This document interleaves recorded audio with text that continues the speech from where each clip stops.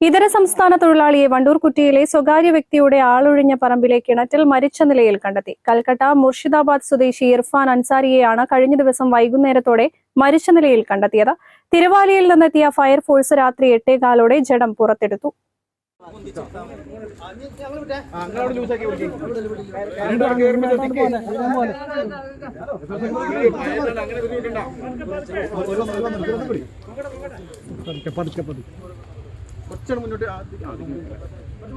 മുന്നോട്ട് വെച്ചാളി ഒഴിവാക്കിയാണ്ട് കയർമിക്കൊക്കെ കുറച്ചും വെച്ചാളി നമുക്ക്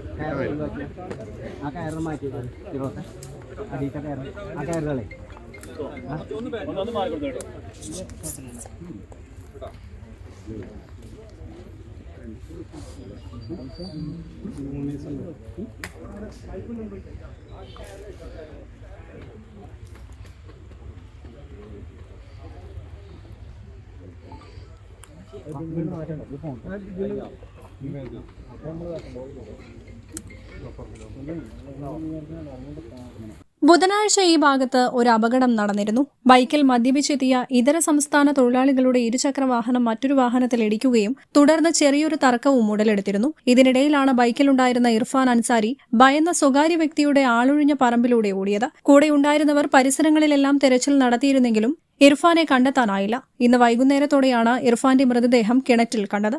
തുടർന്ന് വണ്ടൂർ പോലീസ് സ്ഥലത്തെത്തുകയും തിരുവാലിയിൽ നിന്നെത്തിയ ഫയർഫോഴ്സ് മൃതദേഹം പുറത്തെടുക്കുകയുമായിരുന്നു. ഇൻക്വസ്റ്റ് നടപടികൾക്കായി മൃതദേഹം മഞ്ചേരി മെഡിക്കൽ കോളേജിലേക്ക് മാറ്റി. നിർമ്മാണ മേഖലാ തൊഴിലാളിയായ ഇർഫാൻ പാണ്ടിക്കാട് ചെമ്പ്രശ്ശേരി ഈസ്റ്റിൽ ഭാര്യയ്ക്കൊപ്പമാണ് താമസം. 2 വർഷം മുമ്പാണ് ഇയാൾ കേരളത്തിലെത്തിയത്. News bureau, Wandoor.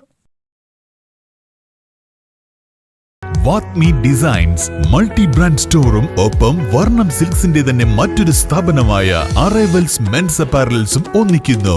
ഫെബ്രുവരി 21 വൈകിട്ട് 4 മണിക്ക് പ്രശസ്ത സിനിമ TV മോഡൽ താരം ഷിയാസ് കരീം ഉദ്ഘാടനം നിർവഹിച്ച് കാളികാവിൽ പ്രവർത്തനം ആരംഭിക്കുന്നു.